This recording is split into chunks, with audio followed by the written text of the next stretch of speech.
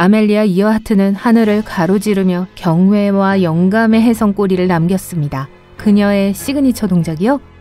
그냥 무심하게 대서양을 건너는 거요. 혼자서요. 강철 같은 담력을 가진 사람만이 해낼 수 있는 위협이었죠. 그리고 그뿐인가요? 열대 하와이에서 미국 본토로 가는 최초의 단독 비행이라는 또 다른 기록도 세웠어요. 하지만 어느 날 아멜리아는 믿음직한 비행기를 타고 지구를 한 바퀴 도는 대담한 시도를 하다가 사라졌습니다. 대대적인 수색에도 불구하고 그녀와 그녀의 비행기는 끝내 발견되지 않았어요. 아멜리아의 실종 사건은 20세기에 가장 오래 지속된 미스테리 중 하나가 됐어요. 이제 이 이야기의 주인공에 대해 조금 더 자세히 알려드릴게요. 우선 그녀는 캔자스의 그림 같은 마을 애치슨 출신입니다. 하지만 어릴 때부터 그녀를 진정으로 특별하게 만든 것은 사회적 틀을 깨는 걸 좋아했다는 사실이에요. 그녀는 농구를 하고 자동차를 고치는 걸 좋아했습니다. 아드레날린이 솟구치는 모험을 하는 동안 아멜리아는 토론토에서 간호사 보좌관으로 일했어요. 그곳에서 그녀는 지역 비행장을 돌아다니며 현지 조종사들로부터 비행 팁을 얻으려고 노력했어요. 미국으로 돌아온 아멜리아는 컬럼비아 대학교에서 의예과에 입학했지만 19살 때 베테랑 파일럿과 함께 스릴 넘치는 비행기를 탄 후 교과서 대신 파일럿 자켓을 입게 됩니다. 그것이 계기가 됐어요. 아멜리아는 돌이킬 수 없을 정도로 하늘에 매료됐죠. 비행을 배우는 건 결코 쉬운 일이 아니었지만 아멜리아는 도전할 준비가 돼 있었어요. 그녀는 곧바로 비행 강습에 등록했습니다. 하늘을 날고 싶다는 꿈을 이루기 위해 아멜리아는 로스앤젤레스에서 행정사무원으로 일하며 현실을 살아갔어요. 열심히 일하고 저축한 끝에 마침내 그녀는 카나리아라고 사랑스럽게 이름 붙인 밝은 노란색 비행기를 구입했습니다. 1921년 비행 테스트를 마친 그녀는 캘리포니아 패서디나에서 열린 첫 비행 전시회에 참가해 관중들을 열광시켰어요. 기록 수립에 있어서 아멜리아는 대가였습니다. 아멜리아는 당시 어떤 여성도 달성하지 못했던 놀라운 높이에서 단독 비행을 했어요.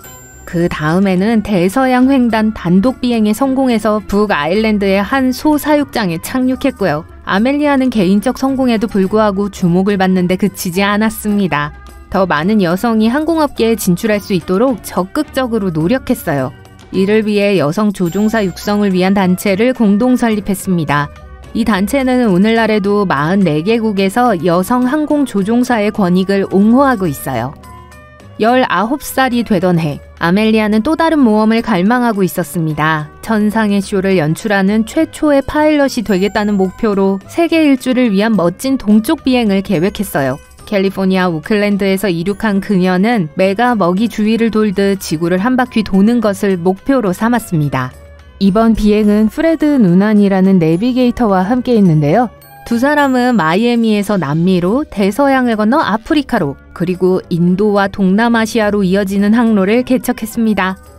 하지만 비극이 닥쳤어요. 아멜리아와 프레드는 하울랜드 섬의 급유소 중 한 곳에 도착하지 못했습니다. 미국 해양경비대와의 마지막 무정 교신은 수수께끼와도 같았어요. 미국 당국이 대규모 수색을 승인한 후 전 세계가 귀를 기울였습니다. 안타깝게도 2주간의 긴장감 속에 아멜리아와 프레드는 바다에서 실종된 것으로 선언됐어요. 그 이후로 이들의 운명에 대한 수많은 가설이 떠돌았습니다. 공식적인 편결은 두 사람이 태평양에서 길을 잃었다는 거예요. 하울랜드 섬을 찾던 중 연료를 모두 소진하고 망망대해로 추락했다는 설이 있습니다. 수년 동안 다양한 장비를 갖춘 탐험대가 하울랜드 근처에서 잔해를 찾기 위해 노력했지만 아쉽게도 바다는 실마리를 제공하지 않았죠. 또 다른 흥미로운 가설이 있는데 바로 가드너 섬 가설입니다. 어떤 사람들은 아멜리아와 프레드가 현재 키리바시 공화국의 니쿠마로로라고 명명된 가드너 섬에 착륙했다고 주장하는데요. 아멜리아와 프레드의 경로에서 멀리 떨어진 곳에 있는 섬이에요. 수색 비행기는 아멜리아가 실종된 지 일주일 후 섬에서 최근 활동의 흔적을 발견했지만 비행기의 흔적은 발견하지 못했어요. 하지만 이 이론은 아멜리아와 프레드가 섬에서 조난자가 되어 결국 그곳에서 최후를 맞았다는 것을 강력하게 시사합니다. 이를 뒷받침하는 증거로는 플렉시글라스 조각, 여성용 신발, 즉석에서 만든 도구, 당시의 화장품 단지, 심지어 의심스러운 뼈와 같은 유물들이 있어요. 하지만 수색대가 수색을 하고 보더콜리가 냄새를 맡는 등 다양한 노력에도 불구하고 아직 결정적인 증거는 나오지 않았습니다. 고질라 크기의 개가 아멜리아 이어하트의 실종과 무슨 관련이 있을까요? 이 기발한 생물이 역사상 가장 큰 미해결 미스테리의 열쇠를 쥐고 있을지도 모른다는 사실이 밝혀졌어요. 코코넛 크랩이라는 이 거대한 생물은 너무 크다고 무시하기 전에 다시 한번 생각하게 만들 거예요. 몸무게가 무려 4kg에 달하고 몸 길이도 놀랍게도 91cm까지 늘어날 수 있어요. 간단히 말해 보통의 퍼그를 간식처럼 보이게 만든다고 할 수 있죠. 이 가설은 아멜리아가 잠시 들렸지만 흔적을 남기지 않은 것으로 추정되는 태평양의 작은 섬 니쿠마로로 섬으로 우리를 데려다 줍니다. 사람들이 유명한 비행사의 실종에 관한 단서를 찾으러 다닐 때 한 가지 규칙이 사람들의 머릿속에 박혔어요. 괴물개를 조심해야 한다. 집게가 정말 강력한 힘을 가지고 있다. 낮에는 탐험가들이 이 딱딱한 껍질을 가진 생명체를 쉽게 피할 수 있었어요. 무성한 코코넛 야자수 아래에서 휴식을 취하거나 나뭇가지 사이에서 바람을 즐기고 있는 개를 발견할 수 있었으니까요. 네, 맞아요. 이 동물들은 등반도 잘해요. 하지만 해가 지면요? 그때부터 상황이 꼬이기 시작하죠. 용감한 탐험가들은 늦은 밤 발톱 마사지를 받고 싶지 않다면 육지에서 잠을 자는 것이 필수적이라는 사실을 금방 깨달았습니다.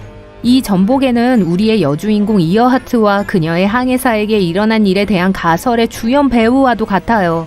이 가설에 따르면 비행사들이 하울랜드 섬에서 표식을 놓쳤을 때 니쿠마로로의 암초에 즉흥적으로 착륙장을 만들었다고 해요. 결국 비행기는 떠돌아다녔고 비행기는 가끔 그렇잖아요. 이어하트는 섬에 홀로 남은 거예요. 강력한 갑각류 친구들을 제외하면요. 1940년대 사람들이 섬에 정착하기 시작했고 한 사람이 뼈를 발굴했습니다. 그러나 그는 인체의 총뼈 수인 206개 중에서 겨우 13개만 찾았어요. 그렇다면 나머지 뼈들은 어디로 갔을까요? 여러분도 짐작하셨겠죠? 우리의 강도개들은 자정, 장난감을 좋아했을지도 몰라요. 증거에 따르면 개들은 아늑한 굴로 물건을 끌고 가서 섬을 청소하는 경향이 있다고 합니다. 이 개가 뼈를 수집하는 독특한 취미를 가지고 있는지 확인하기 위해 수년에 걸쳐 여러 실험이 수행됐어요.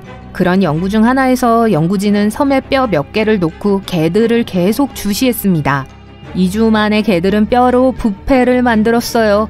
또 다른 흥미로운 실험은 연구원들이 개 법의학재단의 개들을 데려와 렌나무 주변에서 좋은 냄새를 맡게 했어요. 개들은 이전에 누군가 그곳에서 최후를 맞았다고 시사한 바가 있었죠. 최후의 노력에도 불구하고 뼈를 찾지는 못했지만 여전히 희망을 품고 있습니다. 역사가 우리에게 가르쳐준 것이 있다면 절대 포기하지 말라는 것이니까요. 이 이론들은 적어도 과학적 근거를 가지고 있습니다. 하지만 많은 유명한 실종 사건과 마찬가지로 흥미로운 가설도 있어요. 아멜리아가 누군가에게 붙잡힌 걸까요? 그녀와 프레드가 신분을 숨기고 미국으로 돌아온 비밀 스파이였을까요? 가장 미친 이론 중 하나는 아멜리아 이어하트의 삶이라는 책에 깔끔하게 포장되어 있어요. 저자는 종이에 펜을 들고 우리가 사랑하는 하늘의 여인이 그냥 허공으로 사라진 것이 아니라고 주장했어요. 대신 기가 막히게 탈출한 거예요. 그리고 여기서부터 더욱 흥미진진해집니다. 이 책에 따르면 아멜리아는 외국 정부에 의해 납치됐어요. 다행히도 미국 관리들이 그녀를 구하러 왔습니다. 영웅적인 노력 끝에 그들은 그녀를 가장 비밀스러운 이주 프로그램에 참여시켰어요. 그녀의 새로운 정체는요, 아멜리아는 아이린 볼람이라는 이름의 신비로운 교회의 주부로 변신했습니다. 하지만 모든 좋은 이야기가 그렇듯 반전이 있었습니다. 아이린 볼람이 아멜리아 이어하트라는 새로운 정체성을 알게 되었을 때 이미 자신의 삶을 살고 있었고 교회의 부엌에서 맛있는 미트로프를 만들고 있었을지도 모른다는 거였죠. 당연히 아이린은 이 폭로가 그리 달갑지 않았습니다. 그래서 그녀는 변호사를 선임하고 이 충격적인 신원 변경을 강력하게 부인하며 소송을 제기한 거예요.